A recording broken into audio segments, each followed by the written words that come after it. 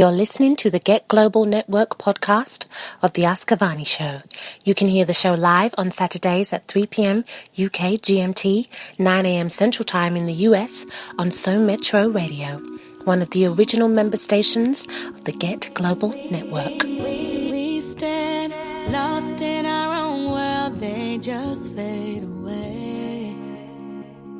Nothing here but the lightning and the love we made. Shadows deep in the darkness as I pull you in. Free fall, I keep falling. Let me be.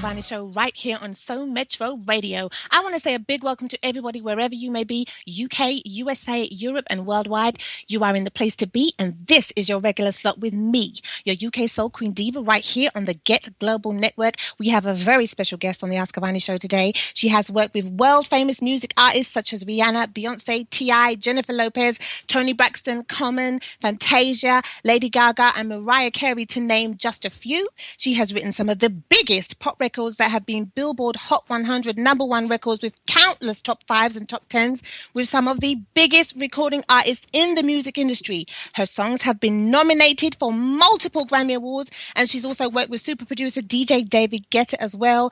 She even has her own new EDM EP that's coming out on Sony at the end of this month. Wow, oh my goodness. Our special guest on the Ask Avani Show today is the extremely successful and sought-after singer, prolific songwriter, and vocal producer, Makeba Riddick. Hey, everybody. So excited to be on the Ask Avani Show. Thank you for having me. Thank you so much. Welcome to the Ask Avani Show. Thank you so much for giving me some of your time today. Now, I wanted to speak to you, because you are hugely successful and you've had so many achievements and, you're prolific in your songwriting career in the music industry. I'm so honored that you've taken the time out of your extremely busy schedule to be on the Ask Avani Show today, because you are, without a doubt, the magic behind the music. Can you please tell us about some of the projects you are working on and that you've just completed to let people know what's coming next?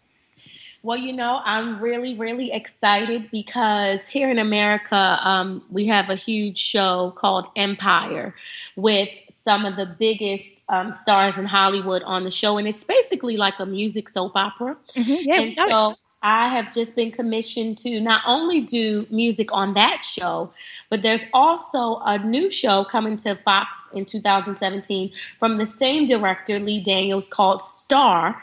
And I have music in that show that I've been working on as well. And I've been working with Queen Latifah. She sings one of the songs in the show that I wrote. I'm in talks with Ciara to do some new stuff with her. Kelly Clarkson, doing some new EDM stuff. So a lot of exciting things on the horizon. Wow, congratulations. Thank you. Wow. So have you always loved singing?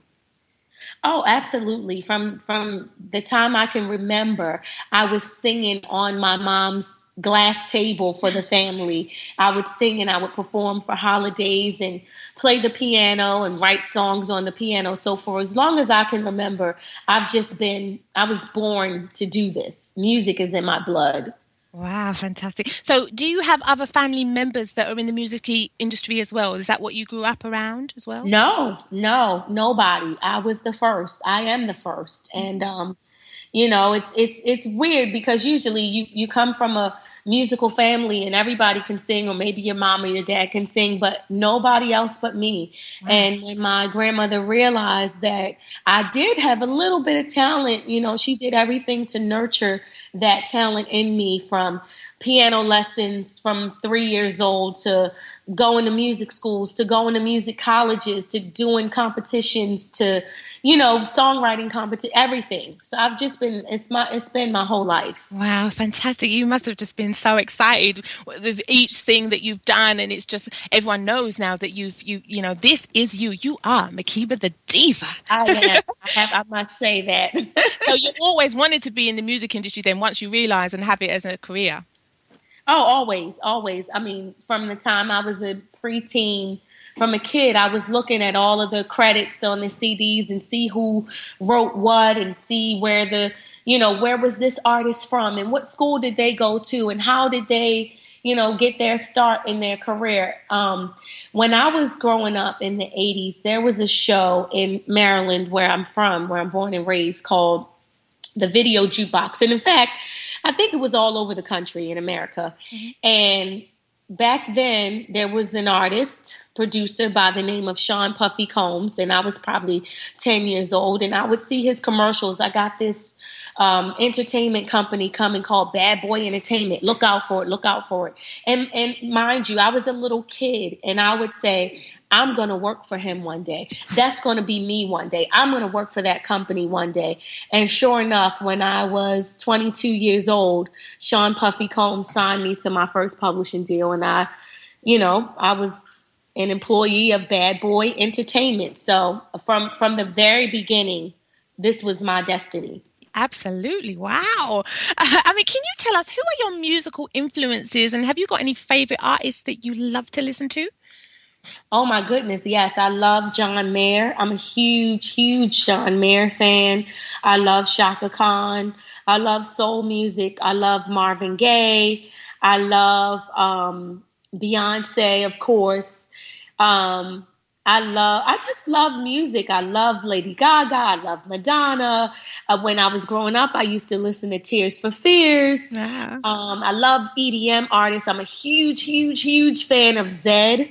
I have him on my wish list to work with next. And Madeon, who's another EDM producer, DJ from Paris, who I indirectly work with Ellie Goulding. I never have actually been in the studio with him, but that's another goal of mine, to get in with Madeon and work with him and create with him. So quite a variety of different musical influences I have. Oh, absolutely. Yeah, we can tell. And that, you worked across so many different brands and styles of music. So that's amazing. Did you always plan to get into doing production work as well as being a singer-songwriter?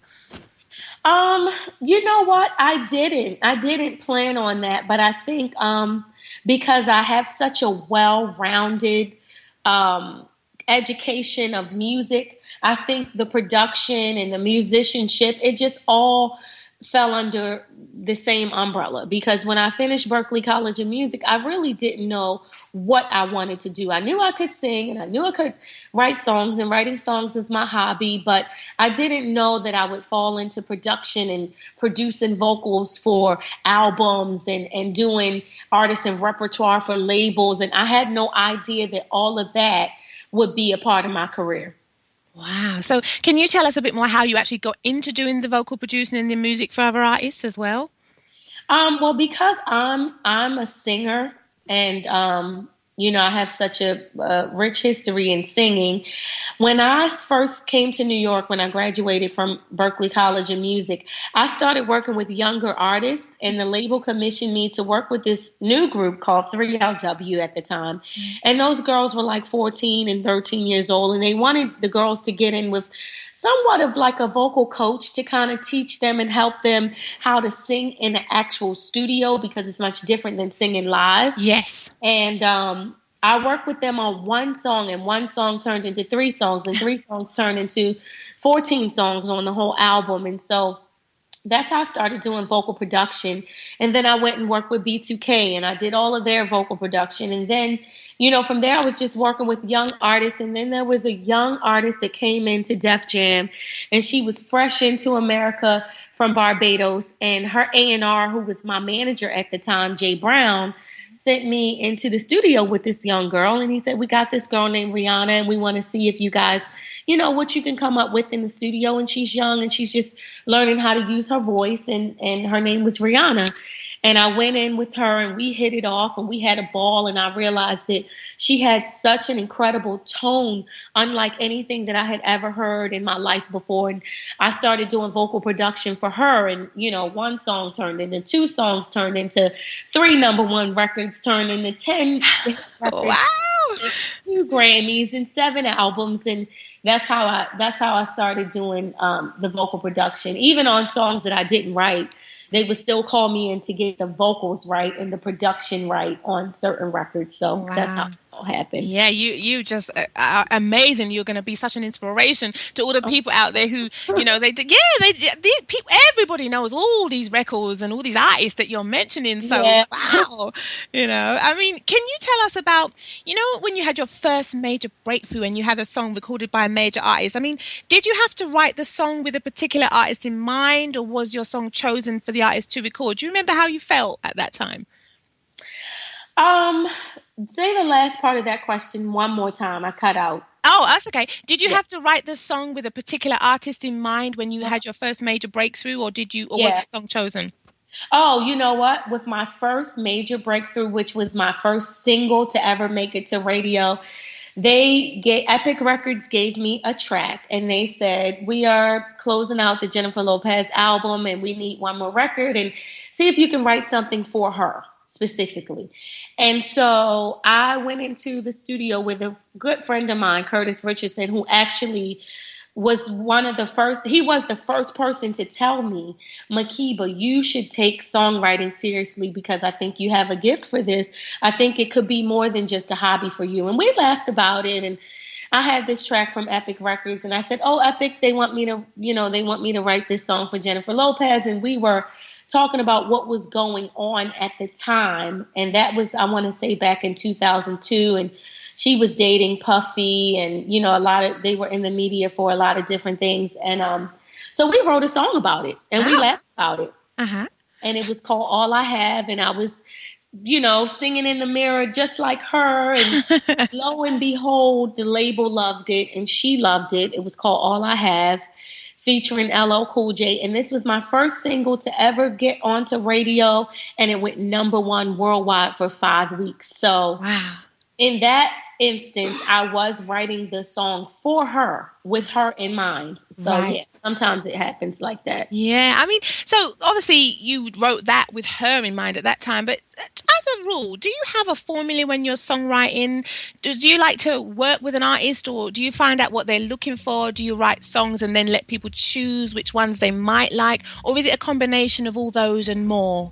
It's a combination of that, because, you know, on my downtime, I just go in the studio and I just write songs, and I just do demos, and I just store them away in my catalog. And I pitch them for movies or TV and film, or for label people for something like this. Or, you know, so sometimes I do it like that. You know, specifically, we want a song for this artist, and I go in with that specific artist in mind, or sometimes I'll go in with the artist and I'll talk to them for hours about what's going on in their life and what they want to talk about. So it's a combination of a lot of different ways that we do it and come up with the song. Absolutely. So have you got a favorite style of music that you like to write for, or do you just love to keep writing songs and then you just see what happens and just see what happens? Oh, I love to keep writing songs. I love to keep pushing myself and seeing, you know, what new styles I can come up with. Like recently, I've been going to Nashville, Tennessee, working with country artists, and I just worked with this incredible artist, Brett Eldridge, out of Nashville, and you know, that's something new for me, and I come to find out I can do it very, very well. And you know, so I just like to keep pushing the envelope. I just like to keep pushing the boundaries of different styles that I can write. Fantastic. Wow. I mean, we know, and I must say this again, you have worked with some of the most famous and multi-award-winning recording artists in the world. Jennifer Lopez, as you mentioned, Mariah Carey, Toni Braxton, Fantasia, Beyonce. Some of these are some of my favorites. I mean, T.I., most notably Rihanna, as you mentioned. I mean, plus other producers and like Rodney Darkchild and David Guetta. I mean, does it feel like a who's who of the music and entertainment industry when people mention it to you? And how proud are you that you've done so much work across different styles of music? When I was younger, I just was so much in the grind and in the hustle. I did not even realize the ground that I was covering in my career. And, as I mature and I hear people like yourself talk about all of the producers and the artists that I've worked with, I'm like, wow,